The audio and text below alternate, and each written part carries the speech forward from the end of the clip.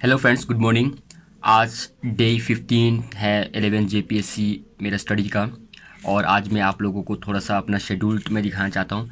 आप सब ने बहुत ज़्यादा प्यार दिया इस व्लॉग को, और आप सबके आशीर्वाद से और कृपा से और सपोर्ट से जो ट्रैक है, मेरा ट्रैक अपना स्टडी का चल रहा है।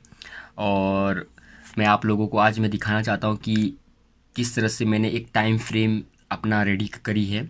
तो टाइम फ्रेम थोड़ा सा आप लोग देख लीजिएगा। अगर टाइम फ्रेम में कहीं कोई गलती है, मिस्टेक है, तो ज़रूर से आप लोग कमेंट करके मुझे आप लोग गाइडलाइन कर सकते हैं। और क्योंकि मैं भी घर से स्टडी कर रहा हूँ, तो ऐसा कोई गाइड करने वाला है नहीं, और जो भी कर रहा हूँ खुद से ही कर रहा हूँ। तो थोड़ा सा आप लोग देख लीजिएगा और आप सब लोग भी स्टडी कीजिएगा। मैंने कुछ इस तरह से अपना टाइम फ्रेम रेडी की है। अभी जून का महीना है, और जून का महीना में मुझे क्या स्टडी करना है, क्या टॉपिक मुझे ख़त्म करना है, ये सारा चीज़ इसमें दिया हुआ है। आई डोंट नो आपको ये समझ में आ रहा है कि नहीं, लेकिन मैं आपको समझाने की कोशिश करूँगा। तो ये आपका झारखंड हिस्ट्री हो गया, ये आपका लैंग्वेज पेपर हो गया, ये आपका जनरल स्टडीज़ का एक पेपर हो गया, और ये दूसरा पेपर हो गया। यानी ये अलग अलग पेपर मैं ले रहा हूँ इसमें। जैसे कि आपको एग्जांपल के लिए मैं ये सुनाता हूँ, अभी दिखा रहा हूँ आपको। ये जो हिस्ट्री है, तो यहाँ मैंने क्या किया है कि ये वीक है, देखिए, first week, second week, third week, fourth week, fifth week.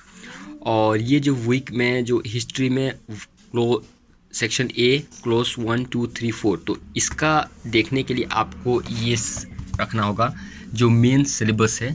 तो हिस्ट्री का ये है सेक्शन ए 1 2 3। तो कुछ इस तरह से मैंने बना के रखी है।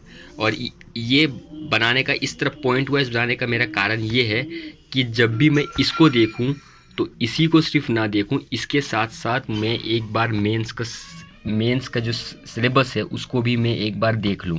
ताकि क्या होगा कि हम लोग जितने बार मेंस का सिलेबस देखेंगे, उतना ज़्यादा हम लोगों को ये सब कीवर्ड याद रहेगा। तो मेरा यही एक स्ट्रेटजी रहता है कि जब भी मैं एग्ज़ाम्स के लिए स्टडी करता हूँ, तो सिलेबस को देखते हुए मुझे स्टडी करना है। जो सिलेबस में मेंशन है वो चीज़ को मुझे स्टडी कर लेना है। ताकि क्या होगा कि मुझे एक आइडिया रहेगा कि हाँ, मैंने आज ये पढ़ा, ये पढ़ा, ये पढ़ा, ये पढ़ा, ऐसे करके मुझे एक आइडिया रहेगा।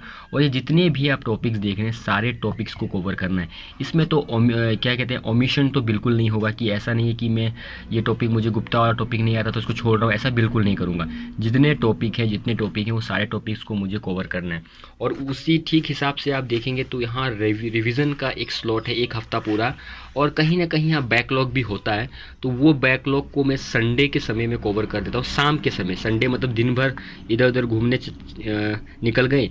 संडे जो शाम का और रात का जो समय होता है, रात के समय में जितना भी मेरे बैकलॉग्स होते हैं, जितने भी बैकलॉग, वो सारे बैकलॉग को कवर करने की कोशिश करता हूँ। अगर वो बैकलॉग उस दिन कवर नहीं होता है, तो उसके दूसरे दिन जो होता है, नया वीक जो होता है मंडे, उस दिन वो अलॉट हो जाती है, और उसको कंप्लीट करने के लिए कोशिश करता हूँ। ऑब्वियसली है कि आप जो जो टॉपिक्स यहाँ लिखे हैं वो टॉपिक आपका कंप्लीट नहीं होता है, तो मैंने टॉपिक बहुत कम कम रखी है। जैसे कि आप देख सकते हैं 4 5 6 मैंने रखी है सेकेंड वीक में। तो 4 5 6 में आप देखिए, ये है 4 5 6। तो ये जो तीनों जो है, ये तीनों, ये मुझे पढ़ना होगा एक हफ्ते के अंदर, विद इन वन वीक के अंदर में ये सारे टॉपिक्स को कंप्लीट करना है। तो अगर मेरा ये 3 दिन में ये कंप्लीट हो रहा है, तो बाकी का जो समय होगा वो इसमें एक दिन मैं दे दूंगा इसमें रिवीजन का, पूरा यहाँ से यहाँ तक। और उसके बाद में अगर मूव ऑन करने का होगा तो मैं इसको मूव ऑन कर दूंगा, या अगर नहीं मूव ऑन करने भी होगा तो मैं जितना तक मुझे कंप्लीट करना है वो मैं कंप्लीट कर लूँगा। कंप्लीट करने के बाद में जो नेक्स्ट सब्जेक्ट है, वो नेक्स्ट सब्जेक्ट में मूव ऑन कर जाऊँगा। और यहाँ से जितना भी 1 2 दिन का स्पेस मेरा जो 1 2 दिन का स्पेस जो मेरा अभी इसमें बैलेंस बच रहा है, वो बैलेंस क्या होगा, उसको मैं बैकलॉग के लिए लास्ट में जोड़ दूंगा।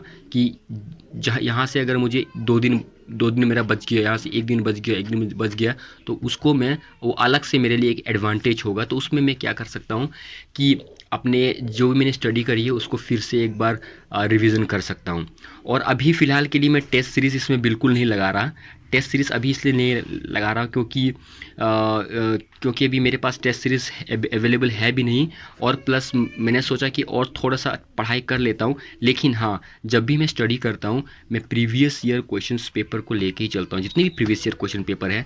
और ये सब जीएस हुआ, GS2 हुआ, तो ये आपका बीपीएससी का जो प्रीवियस ईयर क्वेश्चन पेपर है उसको भी देख रहा हूँ। हमारे स्टेट का जो जितने भी एग्ज़ाम्स हुए हैं उसका जो क्वेश्चन पेपर है वो भी मैं देख रहा हूँ। तो उसके अकॉर्डिंग मैं अपने आप को अलाइन करने की कोशिश कर रहा हूँ। और मैं ये भी मैं मान के चल रहा हूँ कि क्वेश्चन पेपर प्रीवियस ईयर की तरह तो बिल्कुल नहीं आएगा, लेकिन मुझे वो कॉन्सेप्ट पता होना चाहिए।